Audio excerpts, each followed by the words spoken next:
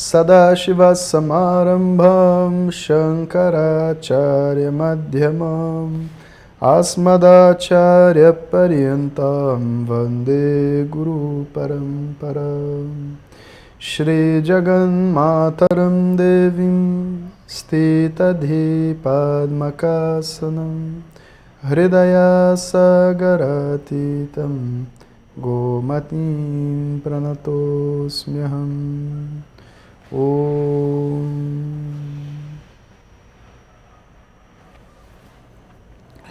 Então, pessoal, no segundo tempo agora a gente tem um assunto muito legal, que é entender com um pouquinho mais de profundidade o que é o estilo de vida de yoga. E quando a gente entra nesse estilo de vida de yoga, a gente vai ouvir diversas palavras que são, infelizmente, muito mal interpretadas e difundidas no nosso meio do yoga. Então eu queria aproveitar essa oportunidade, né, que a gente já está quase no finalzinho do curso, para conversar sobre elas. Né? A primeira coisa é o que realmente significa desapego. As pessoas têm um conceito que viver e ter uma vida espiritual significa se desapegar do mundo, se desapegar das coisas. E se desapegar é como se a gente tivesse desenvolvido uma espécie de repulsa com as coisas do mundo. Então, tipo, eu não saio mais com meus amigos porque eu desapeguei deles. Eu não vou mais ao trabalho porque eu desapeguei do trabalho. Eu não vou mais me divertir porque eu desapeguei do cinema, desapeguei daquilo. Isso não é desapego. Isso se chama maluquice, entende?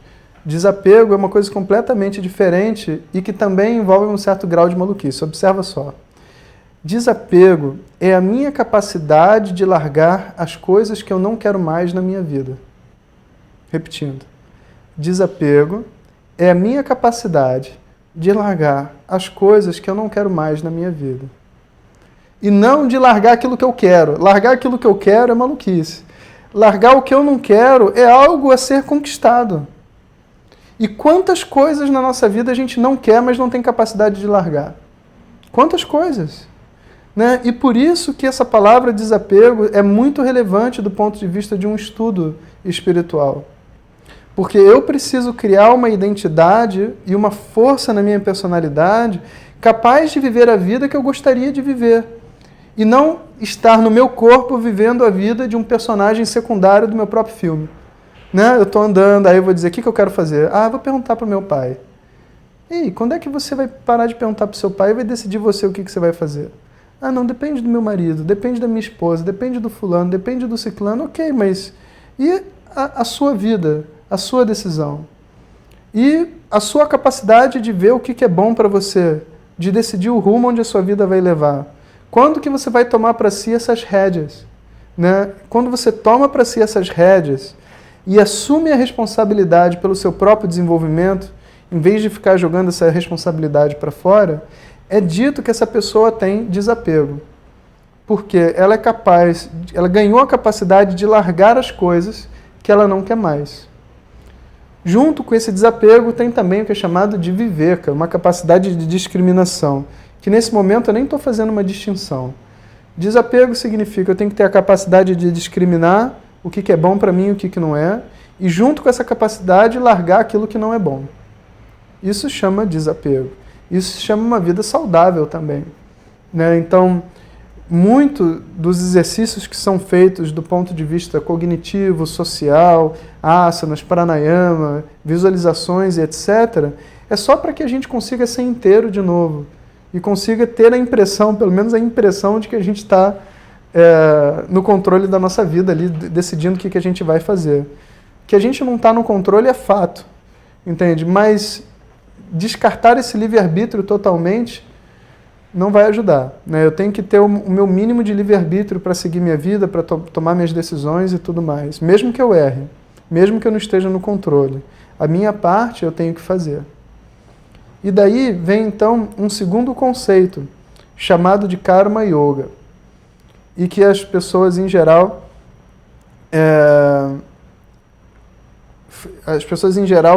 falam que Karma Yoga é um serviço descompromissado, quando você trabalha sem querer nada em troca.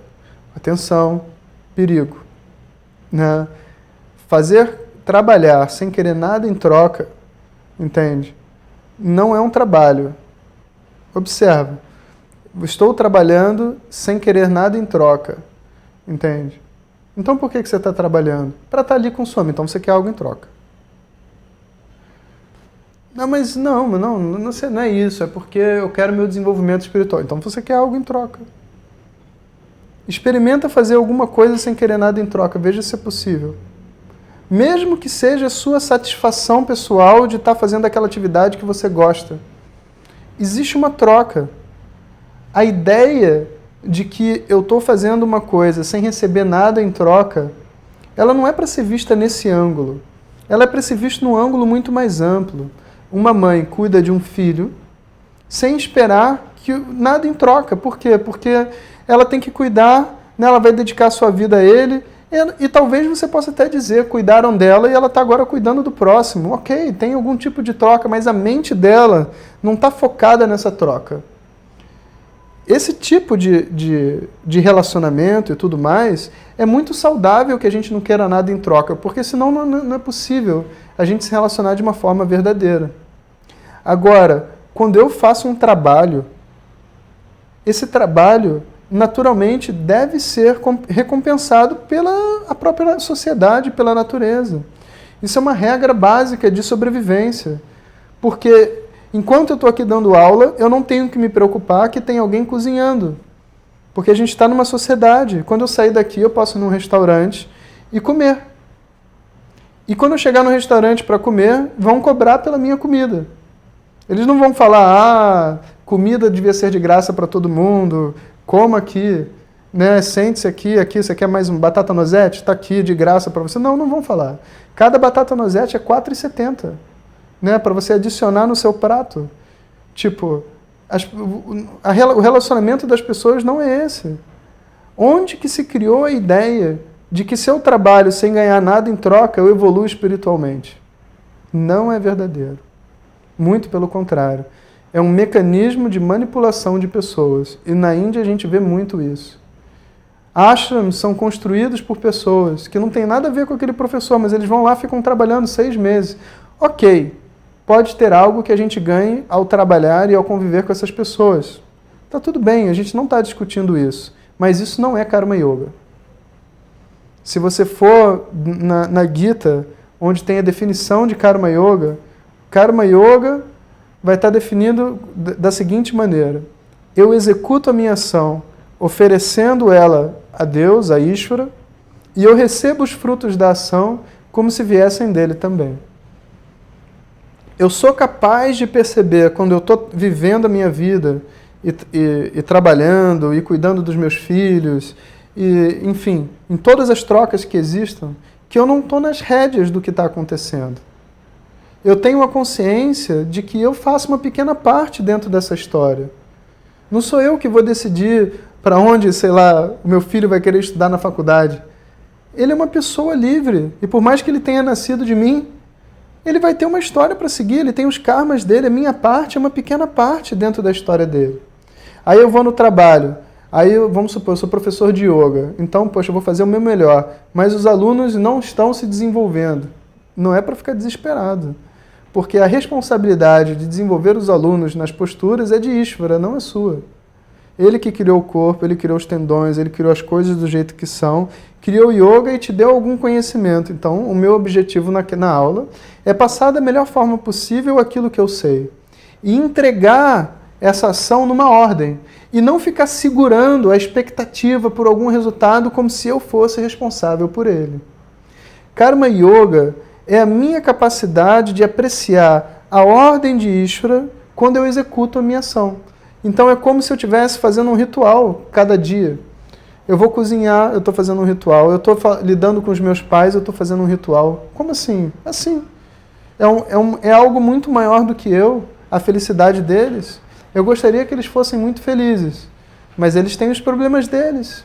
E eu também tenho os meus, então eu faço o que eu posso, entrego a ordem e deixo o universo cuidar. Né? Então, essa capacidade de viver, né, com uma visão mais ampla sobre as suas ações e sobre aquilo que eu sou responsável, é chamado de Karma Yoga.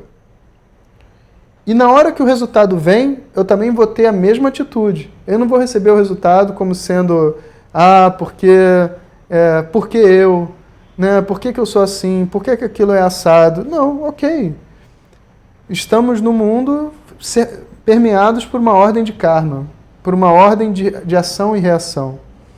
Estamos fazendo ação a todo momento e acumulando resultados intangíveis com a gente, que são, como é que eu vou dizer, frutificados, né? que aparecem na nossa vida ao longo dela e que a gente não tem controle. Um bebê nasce numa família pobre, um bebê nasce numa família rica. Nenhum dos bebês fez nada, ainda não nasceu. Mas ela tem um conjunto de karmas. Ela tem um passado. E esse passado faz com que elas sigam caminhos diferentes. Ah, eu não acredito nisso. Ah, não, você acredita em quê? Que Deus resolveu colocar uma pessoa sofrendo num lugar e na outra pessoa privilegiada porque ela é do povo escolhido. É isso que você acredita? Que exista realmente uma diferença entre as pessoas que faz com que toda a diferenciação do mundo foi porque Deus quis. Isso é muito injusto. E é muito cruel passar essa responsabilidade assim para Deus dessa forma. Se Deus é sem forma, é a causa de todo o universo, e minimamente imparcial, se existe alguma diferença, essa diferença pertence ao mundo dos homens. Essa diferença pertence à nossa história. Essa diferença pertence a vidas passadas, ou seja lá o que a gente quiser chamar. Dentro da tradição védica é chamado de karmas. Então, nessa perspectiva, qualquer coisa que chega para mim, chega como sendo perfeitamente para mim. Se for uma doença, ou eu recebo, passo por ela, faço o meu melhor possível. Se for algo bom, ou eu recebo da melhor maneira possível, como diria o Hermógenes, como é que ele fala mesmo? Recebo, agradeço, confio, alguma coisa, esqueci agora. Não, entrego, que alguém sabe aí, tenho certeza que vocês sabem, quem que sabe? Mara, fala aí, Mara, que eu esqueci a frase bonita.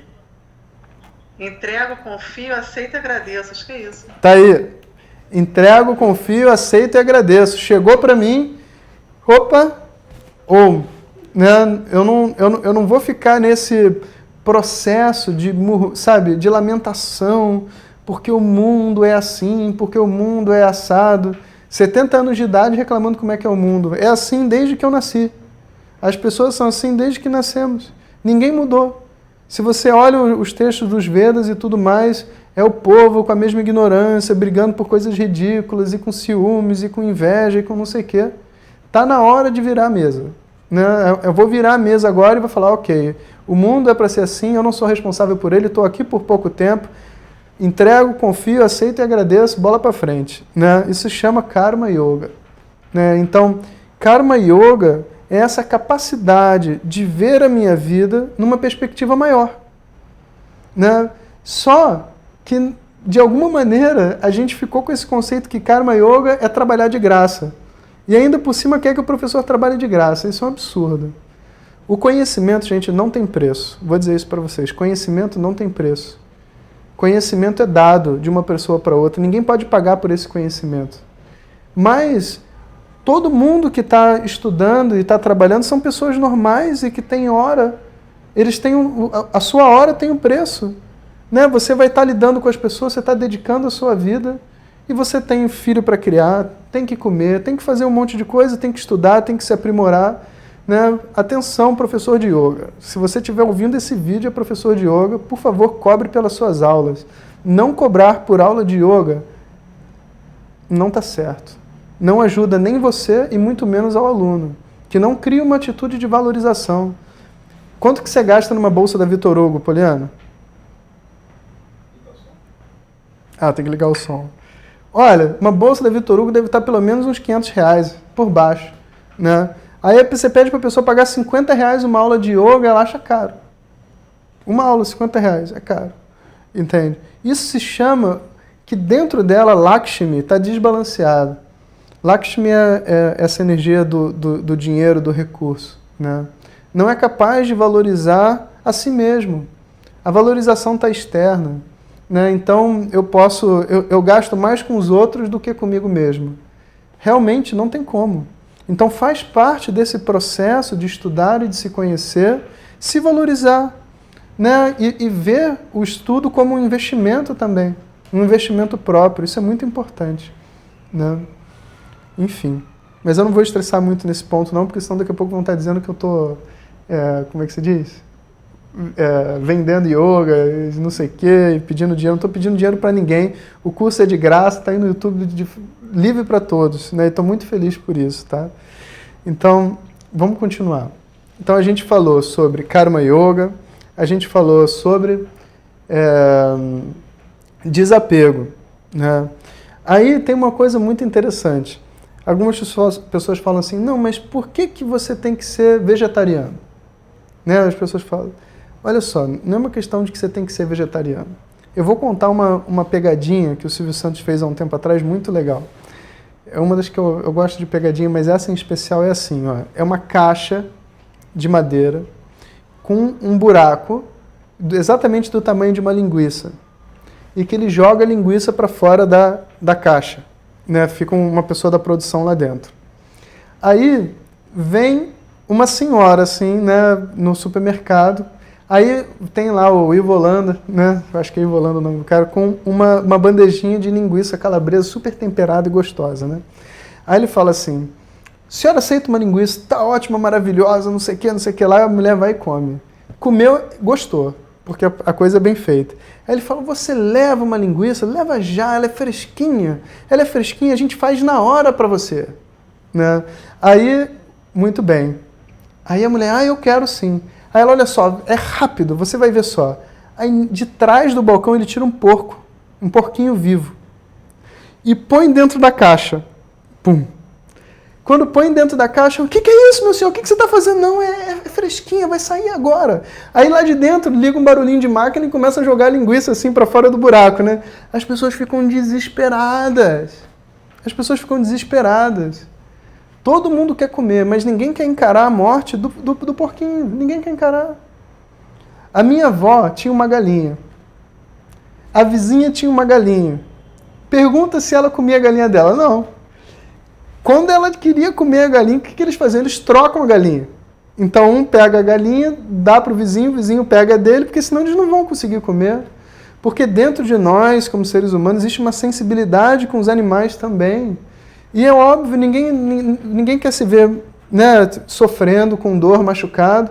Quem que consegue comer um bife depois de ver o Globo Repórter do Baby Beef? Você já viu? Impossível. Você pode fazer o experimento. Se você não é vegetariano, você faz esse experimento para ver se você tem alguma sensibilidade. Eu vou contar para vocês, você só imagina, hein? Você coloca o bife na sua frente, aí você imagina assim, vem o boi, ok? Inteiro. Aí o boi inteiro vem, a vaca, né? Só que você não pode matar a vaca de uma vez e picotar a vaca. Você tem que primeiro, né, você tem que ir matando ela aos poucos, para que que o sangue possa escoar por dentro da carne e ficar gostosa. Então a primeira coisa que eles fazem é cortar os pulsos, né, uma de cada pata, e deixar a bichinha pingando, preso por um gancho, que vai levando ela por dentro do espaço. Só que depois que leva, não dá para você comer ainda. Por quê? O quê? Porque tem pele, ela ainda está viva. Então o que eles vão? Vão com um lança-chamas. O pelo, tem que tirar o pelo. Vão com um lança-chamas para tirar o pelo. E dão uma baforada de lança-chamas na vaca. Boa! Né? E o bicho vivo se debate, estremece, parece que está tendo uma convulsão. E, imagina a situação. Né? Quando faz isso, os pelos todos caem de uma vez. E a pele se solta. Aí agora vem a parte mais interessante, para por que somos vegetarianos. Aí eles pegam 2 rolos que ficam fazendo assim, ó, sabe? Eles se juntam assim, aí nesse meiozinho a pele prende, né? Aí eles vão lá onde cortaram essa parte assim e coloca o boi que está preso pelo gancho na coluna com o pé dentro do rolo. Aí o cara pisa. Quando ele pisa, o rolo faz assim, ó, vum! E de uma vez sai toda a pele do boi, pló, vivo. Ok? Aí aquele bicho estremece pela 4ª vez. Todas as toxinas, tudo de ruim do bicho, toda a raiva, todo o sofrimento está ali naquela carne agora. E você olhando aquele negócio, se você vive bem, você não tem coração, cara. Sem brincadeira. Depois tira aquele negócio, eles começam a fatiar o boi. Aí vão fatiar o boi de uma maneira que você não perceba mais que aquilo é um boi. Aí põe no estrogonofe, põe no bife, põe não sei o que, serve na mesa para comer. Aí você pergunta, por que você é vegetariano? Porque eu não quero participar dessa droga. É óbvio, entende? E não é uma questão de que você tem que ser vegetariano ou não tem que ser vegetariano.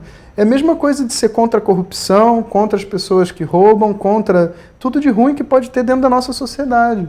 E se tiver alguém que está fazendo estátuas de Ganesha com trabalho infantil, não é o meu caso, esse Ganesha aqui é autêntico, que meu professor me deu, mas se tivesse, a gente também ia ser contra. E não ia comprar o Ganesha e não ia mais rezar para Ganesha só porque é Ganesha, então a gente vai ser a favor do trabalho escravo infantil? Não vai ser a favor. Então, dentro desse estilo de vida de yoga, você gera uma espécie de responsabilidade e sensibilidade ao lidar com as pessoas, ao lidar consigo mesmo, né? E muitas vezes a gente erra. Muitas vezes a gente erra e a gente tem que ter a humildade para consertar e para ir num caminho, né, que seja mais harmônico com todo mundo. Existe regra do que fazer? Não existe regra. Existe lugar, até mesmo na Índia, onde só tem peixe para comer e as pessoas comem peixe. Até Swami come peixe. Não é uma regra comer carne, não comer carne, nada é uma regra, né? É uma questão de uma sensibilidade e de uma visão interna sobre si mesmo. Quando essa visão interna existe, quando a sensibilidade existe, você se sente um contribuidor para o mundo quando você não come. Né? Sem dizer nesses problemas ecológicos aí que agora descobriram associado ao cultivo do boi e de tudo mais. Né? Você se sente um contribuidor. Toda vez que você come um brócolis e fala, queria estar comendo um coração de galinha. Pô, um coração de galinha, rapaz, vai matar galinha, cara. Entende? Mas quando você come o brócolis, por mais que talvez não seja tão gostoso, você não goste tanto, você sabe que você está fazendo algo de bom. Isso te nutre de uma outra maneira, diferente do que o coração de galinha vai nutrir. Né? Vai te nutrir com uma outra energia de vida. Né? E por isso que opções como essa de vegetarianismo, de só falar a verdade, sabe, de viver uma vida para o bem, ser generoso, fazer, sabe, dar dinheiro para as pessoas que precisam, né, para mendigos e tudo mais. Por isso que todas essas ações começam a fazer parte de um cotidiano, porque essa pessoa ela está em busca de uma sensibilidade, né, e naturalmente ela vê o que é possível fazer dentro da vida dela e ela faz. E assim a coisa vai caminhando. Né? Então, vegetarianismo é um outro assunto, né, que é muito debatido dentro do mundo do yoga e as pessoas ficam criando regras, entende? Mas ser vegetariano para se sentir especial, né? Eu agora, né, estudo yoga. Não, agora eu não como mais carne. Por que você não come mais carne? Não, as energias internas do meu corpo agora estão balanceadas. Não, pelo amor de Deus, cara, volta a comer carne. Volta a comer carne porque não está funcionando, entende? Sabe, faz um outro yoga, muda de estilo de vida, entendeu? Né? Comer carne é pelo animal, não é pela carne. Quem já viu o vídeo do YouTube do nosso amigo, como é que é o nome daquele garoto? Do Polvo? É Luiz, não é? Luiz Antônio, do garotinho do Polvo. Vocês viram? Ele fala assim, a mãe vai servir um macarrão com polvo, né? O polvo picotado ali, né? E o macarrão. Aí a mãe fala assim, filho, come o polvo. Aí o filho fala, mas mãe, né, esse polvo, onde está o polvo? A mãe, está aqui, ó, tá aqui no prato. Eu disse, não, mas mãe, o polvo está vivo, né? Não, filho, tiraram as perninhas do polvo para você comer. Mas ele é isso, está aqui o polvo. Mas ele está vivo aonde? Aí a mãe, na peixaria. O garoto não consegue comer. Ele fica, mas está vivo sem perna, mãe? Aí a mãe, não, filho, o polvo, a gente come o polvo. Né? A mãe também não consegue falar que ela mata o polvo. Na verdade é uma assassina de polvo, mas ela não consegue falar. A gente come o polvo, entende? Ok, aí a mãe, o filho, mas eu não quero comer o polvo, mãe, porque o polvo é meu amigo, olha isso, cara. Né? O polvo é meu amigo, sabe? Até uma criança de 3 anos é capaz de ver essa verdade. Né? Para a gente não seguir, para a gente conseguir passar por cima disso, tem que ter um treinamento social. Um treinamento social para a gente se dessensibilizar. Da mesma maneira que um alemão consegue fazer um campo de concentração, né, numa situação de guerra, da mesma maneira que os portugueses, quando chegaram lá na Índia, fizeram uma aberração lá em Goa e tudo mais, uma coisa horrível, o ser humano é capaz de fazer esse tipo de coisa. Então a gente tem que estar muito ligado para entender quando que a nossa cultura e a nossa maneira de viver, por mais que esteja todo mundo fazendo, seja algo que vá de encontro com a minha natureza e com a minha sensibilidade, né? Isso é uma vida de yoga. E de verdade a gente não deve explicação a ninguém. Eu não tenho que explicar para ninguém o que eu como e o que eu não como, né? Sou eu, e daí que todo mundo come? E daí que todo mundo faz diferente? E daí que nessa idade toda mãe bate em criança? Não é por isso que eu vou bater. Não é por isso que eu vou bater. Essa desculpa de que todo mundo faz não cola, entende? Cada um é responsável pelos seus atos e pelas suas ações. Então, quando eu estou vivendo, né, e eu estou cometendo atos de violência, você pode ter certeza absoluta que você vai pagar por eles, mais cedo ou mais tarde. E no momento presente também. Porque por mais que eu não esteja vendo o que está acontecendo, eu não tenha como perceber, pensa bem, imagina um pai que bate num filho todo dia, e existem muitos. Como que essa pessoa consegue viver com ela mesma? Como que ela consegue sair para o trabalho e estar inteira? Ela não está inteira, em momento nenhum. Ela tem que se desconectar dela mesma, ela tem que viver um outro personagem, viver as regras da sociedade, estou fazendo porque me mandaram fazer, é assim que tem que ser. E aí, com base nisso, ela vive uma vida descolada dela mesma. Como o yoga é essa tentativa de se colar de volta nessa ideia, tudo que eu puder fazer para trazer essa sensibilidade de volta, eu faço. E isso é o que é chamado, então, de vida de yoga, karma yoga, e todos esses nomes só estão apontando para essa realidade, para esse modo de viver, essa busca por um encontro interno, tá? Então, ficamos aqui na aula de hoje, né, nesse segundo tempo de aula, que fala sobre o estilo de vida de yoga, né? E eu vou cantar o mantra final, se alguém quiser ficar mais um pouquinho para conversar, eu fico também. O que mais? Tem algum aviso para dar para as pessoas? Da nova turma, é verdade. Várias pessoas já se inscreveram na nova turma, né, que vai começar em outubro. Eu estou até pensando em começar essa turma antes, porque já tem tanta gente inscrita que a gente já podia começar, né? Mas aí depende das pessoas participarem e do interesse de todo mundo, né? Eu não sei se todo mundo sabe como é que as turmas funcionam, então vou aproveitar esse momento para explicar também, né? A gente bolou dentro do Vishwavidya, quando eu estava saindo da Índia com o Swami Dayananda, né, um programa de estudos que fosse completo, que pudesse refazer esse curso de formação que eu fiz lá na Índia. Então, a gente começa com uma turma regular que dura 1 ano e meio. E durante esse 1 ano e meio a gente tem encontros regulares como esse que a gente está fazendo agora. E tem também 2 encontros, como esse encontrão que vai ter lá na Serra do Cipó, em outubro. Que são encontros da turma. O estudo continua progressivamente, a gente aprende algumas técnicas de meditação e tudo mais que são necessárias. E depois também tem o retiro de 15 dias, como parte do programa da turma, né, chamado Vedanta Camp. Que em geral são 15 dias no carnaval para a pessoa poder tirar menos férias, né? Ficar mais fácil para ir, né? Tudo isso faz parte desse programa de 1 ano e meio, né? Então, é assim que a gente começa a estudar, depois tem uma turma de aprofundamento e outras histórias assim, tá? Mas quem ainda não está sabendo, então estou contando, mas depois eu vou tirar do vídeo, para não falarem que eu estou fazendo propaganda desnecessária, né? Oi? R$10, é. Então é isso aí, pessoal. Vamos cantar o mantra final.